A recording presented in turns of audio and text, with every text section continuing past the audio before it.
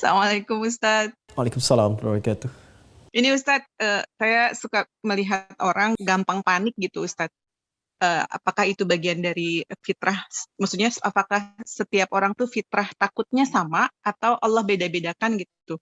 Tapi kok ada yang kayaknya panikan banget, dikit-dikit takut, dikit-dikit takut gitu, takut ini, takut itu gitu. Terus yang kedua, masalah pendidikan anak gitu. Bagaimana Ustadz supaya anak-anak lebih takut dalam pengawasan Allah gitu, saat berbuat salah dalam pengawasan Allah daripada takut sama setan misalnya Ustadz. Kayaknya mereka lebih lebih takut sama setan gitu daripada sama adanya malaikat atau adanya pengawasan Allah gitu Ustadz. Baik.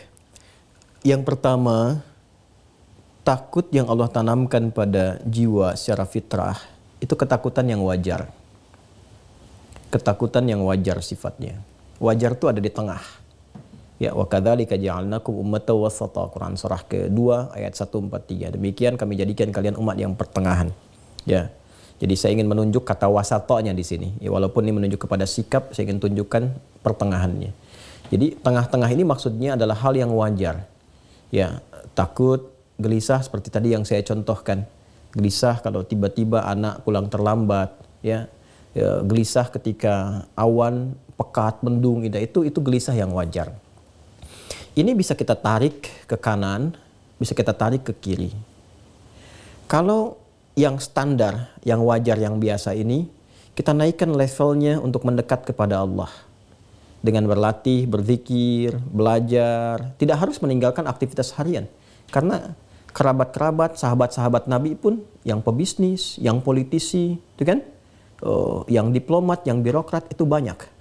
Tapi mereka malamnya masih sempat tahajud. Yang kata Imam An-Nawawi dalam kitab At-Tibyan fi Adab Hamalatil Quran itu sampai khatam Al-Quran. Uthman bin Affan, Tamim Ad-Dari, ya, dan sebagainya. Banyak sekali pejabat-pejabat. Bahkan di militer Nabi punya 38 sahabat yang panglima dari 12.000. Itu mereka ketakwaannya tinggi, zikirnya tinggi.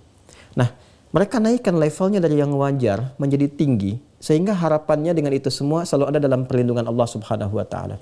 Jadi ketakutannya bukan ketakutan biasa lagi, bukan standar, tapi naik di atas itu, cuma sifatnya positif. Sifat takut positif ini adalah sifat takut yang mengantarkan dia selalu berada dalam perlindungan Allah. Jadi kalau misalnya dia mau bicara, dia tata dulu nih. Pembicaranya Allah ridha nggak? Kalau bicara nyakitin orang lain nggak sih? Lawan bicara kita tersinggung tidak? Kalau bercanda pun dia cari kata-kata yang tidak berlebihan. Nah itu adalah penjagaan. Jadi yang keluarnya itu outputnya selalu yang baik. Ya, tapi jiwanya terkontrol dalam keadaan tenang. Itu yang positif. Kalau negatif, dari yang wajar tadi yang tengah-tengah, itu terbawanya apa yang disebut dengan sekarang dengan anxiety itu. Kegelisahan yang tidak wajar. Sedikit-sedikit gelisah. Sedikit-sedikit penasaran. Sehingga yang keluar dari situ apa? Pertanyaan-pertanyaan yang tidak wajar. Ya, pikiran-pikiran yang tidak wajar. Sehingga memberikan bahkan beban kepada pikiran, bukan ketenangan. Karena normalnya kalau dia menjadi khasyah yang positif atau khauf yang netral, itu pikiran nggak terbebani. Masih biasa. Tinggal dia berikhtiar mengatasi itu. Tapi kalau sedikit-sedikit dia mendapatkan kegelisahan yang memberikan beban kepada pikiran, itu was-was dari syaitan. Yaitu was-was. Dan setan memberikan ketergesa-gesaan. Innamal ajalatu minasyaitan, kata Nabi. Ketergesa-gesaan itu dari setan. Ya, untuk bersikap dan sebagainya. Maka bagaimana keluar dari situ? Mendekat kepada pilihan-pilihan zikir. Ya, yang pertama adalah membangun kekuatan keyakinan dengan Allah. Berlindung, kata Nabi, kepada Allah dari godaan setan. Anda bisa mengatakan satu di antara doa yang Anda bacakan, Rabbi inni a'udzubika min hamazatis syayatin wa a'udzubika rabbi ayyahdurun. Jadi kalau sedang hadir kegelisahan-kegelisahan, apa yang orang kenal dengan anxiety misalnya, ya, kegelisahan yang tidak wajar, yang tadi saya sampaikan ke aspek ke sebelah kiri, maka segera permohon kepada Allah berlindung. Ya Allah, aku berlindung kepadamu dari kehadiran setan yang memberikan was-was dan kegelisahan yang tak wajar. Ya kan? Atau Anda bisa katakan a'udzubillahi minasyaitonir rajim. Itu yang pertama. Yang kedua, Anda bisa isi dengan pilihan zikir yang tadi saya sampaikan, ya, bisa dengan Al-Qur'an. Berwudu, buka mushaf, menghadap kiblat, baca Quran. Itu untuk melatih. Ya, sehingga lekat dengan Quran, lekat dengan Quran, lekat dengan Quran. Minimal Anda berusaha untuk membaca dan membaca. Ya, ada lagi misalnya ada yang dilakukan dengan sholat, ya. Ambil wudu, sholat 2 rakaat, ya, sholatnya sholat wudu misalnya bisa setelah wudu sholat atau sesuai dengan waktunya, ya, atau hal tertentu yang Anda bisa inginkan, boleh, ya, Anda kemudian sholat di situ minta ketenangan kepada Allah, boleh, ya. Ada lagi misalnya Anda cukup mengatakan zikir-zikir yang agung, La ilaha illa anta subhanaka inni kuntu minadh dhalimin, ya. Atau saya ajarkan doa ini untuk menenangkan hati. Ini doanya tersambung secara maghfurat, ya. Allahumma ati nafsi taqwaha wa zakkiha anta khairu man zakkaha anta waliyuha wa maulaha. Ini doa yang sering saya biasakan baca, minta ketenangan, ya, ketentraman, ya. Saya ulangi ya. Allahumma ati nafsi taqwaha. Duhai Allah, anugerahkan kepada jiwaku pengendalian dalam takwa. Wa zakkiha anta khairu man zakkaha. Dan bersihkanlah ia dari segala gangguan dan kotoran, karena engkaulah yang maha untuk melakukannya. Anta waliyuha wa maulaha. Engkau pemilik dan pengendalinya. Saya ulang ya. Allahumma ati nafsi taqwaha wa zakkiha anta khairu man zakkaha anta waliyuha wa maulaha. Itu doa asalnya. Kalau dihadapkan pada situasi yang besar yang berpotensi melahirkan kegelisahan, jadi bukan muncul dari kita tiba-tiba, tapi hal yang besar yang akan kita hadapi, menghadap seseorang, menghadap ini, dan berpotensi kita agak khawatir atau takut, maka baca doanya Nabi Musa, ya, yang di surat Thaha itu, Rabbi shrahli sadri wa yassirli amri wahlul 'uqdatam min lisani yafqahu qawli. Nah, itu diantaranya.